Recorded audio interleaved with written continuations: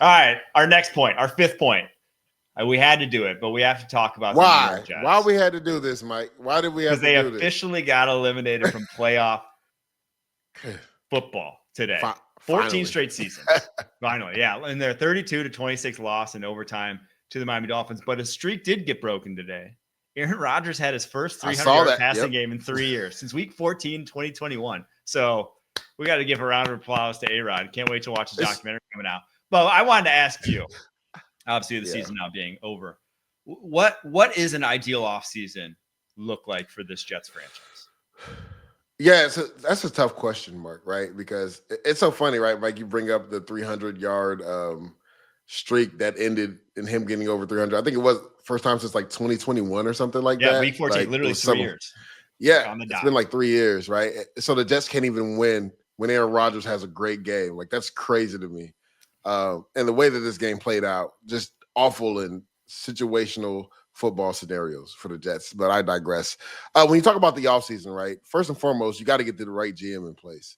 The right GM and head coach have to be a perfect marriage. They got to be in step. Now, again, GMs and head coaches are not going to always agree, but there also needs to be a layer of respect there where both guys can move forward amicably after a decision has been made. Right, they need to be on the same page. So, a couple names I threw out there. I think Ray Agnew makes a lot of sense. He's with the Detroit. I believe he's in the front office with the Detroit Lions. You saw what Brad Holmes has done over there. I think Aaron Glenn, and again, a guy that's in Detroit, where Ray Agnew is, makes a lot of sense. Also, Aaron Glenn, it would mean something to him because he was a draft pick by the Jets. He loves the Jets, right? So, like, you're getting a guy that wants to turn it around, that cares about the organization. Right. So to me, you have to get the right GM, obviously, and the right coach in place. And then next, they got to get the right signal caller. Right. And to me, I think you have to move on with it from Aaron Rodgers. And this is no disrespect to Aaron Rodgers, but it's just like, I think in regards to Rodgers, I don't know if he would love to be in a scenario where the Jets take somebody in the first round and then say the same thing happens this year. I don't know if Aaron Rodgers would be comfortable going to the bench, where the Jets may need to bring in that rookie to get him some reps, to get him, coming along and developing. Would Rodgers be okay with that? Right? I don't know. Also, if a new GM comes in, he might not let Rodgers have any say-so on anything. Right? Are you going to be okay with that? I mean, the last time Rodgers really didn't have any say-so was in Green Bay, and it worked out pretty well there. Right? So, like, I remember Brian Gutekunst, coming out saying, "Hey, don't make it tough for LaFleur." He said it multiple times to him, "Hey, don't make it tough for LaFleur." So the Jets have to get a quarterback of the future. And I think that's been the issue with them. They have not been able to secure that. And that's why my franchise has struggled for the last 14 years. Like, if you don't have the right signal caller, we know in this league, it's almost impossible to win games. Now, you can skate by if you have an elite defense, you have a really good special teams, and you don't beat yourself. Right, you may be skate by for a year, but you're not going to have longevity if you don't get the right signal caller. So they have to get the right signal caller, and then they have to get somebody in to change the losing culture. Like, it's bad. Like, the last time we won, Mike, I was there in 2015. Just to put it in perspective, that was the last winning season my Jets have had. When I was there, when I was wearing that helmet right there, that was the last winning season that my Jets have had. So, like, you got to change the culture for sure. Right, got to get the right GM, head coach. And they got to get the right signal caller. Even if he doesn't even play his first year, they have to get the right signal caller.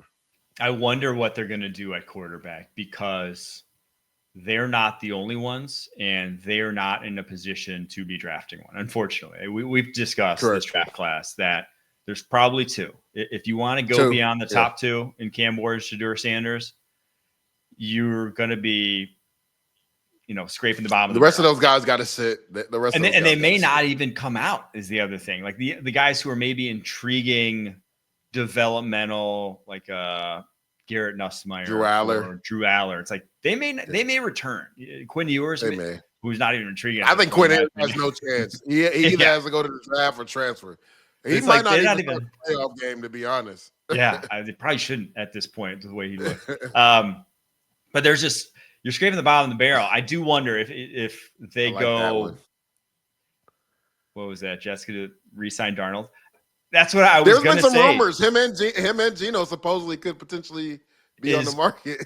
if you're taking someone from Detroit and Aaron Glenn, would you go Detroit's route and take a failed quarterback somewhere else? Not necessarily failed, but like, would you go trade for someone? Is that because that's your only real other option, unless you want to go Darnold, unless you want to go Jameis, unless you want to really make a play at Russell Wilson. Those don't excite me, though. I mean, Darnold at this point. Justin Fields. Do those excite you? I mean, like, do these feel like quarterbacks? I mean, I would, if they could possibly just get in the top 2, which I know that kind of sucks to say. That means they would literally have to lose out, because right now I believe it's the Raiders and the Giants are 1 and 2, if I'm not mistaken. And after seeing what the Giants did today, I don't see them winning another game. And the Raiders too. Now that Desmond Ritter's at quarterback, I don't see them winning another game either. So like, and there's no way the Raiders are giving up that number 1 spot, because they get their pick of Cam Ward or Shedeur Sanders, right? Mm-hmm. I think they have to give Antonio Pierce another year, because they haven't got the quarterback position right for him yet. You can't. We just talked about this, Mike. You can't win if you don't have the right signal caller. Yep. And he's at least kept his teams competitive with having inadequate quarterback play. So it'll be interesting to see what the Jets do, because if you're stuck at the number 3 spot, right, there's, like we talked about, there's 2 guys.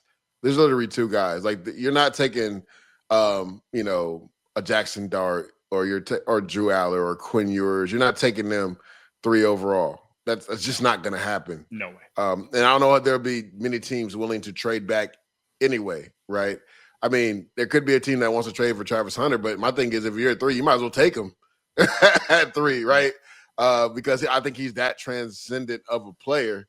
It just sucks because you don't answer your quarterback question, but maybe you take a filler in the 2nd round on a Jackson Dart, right, and try to develop him that way. And I love Tyrod being there. He's under contract for another year.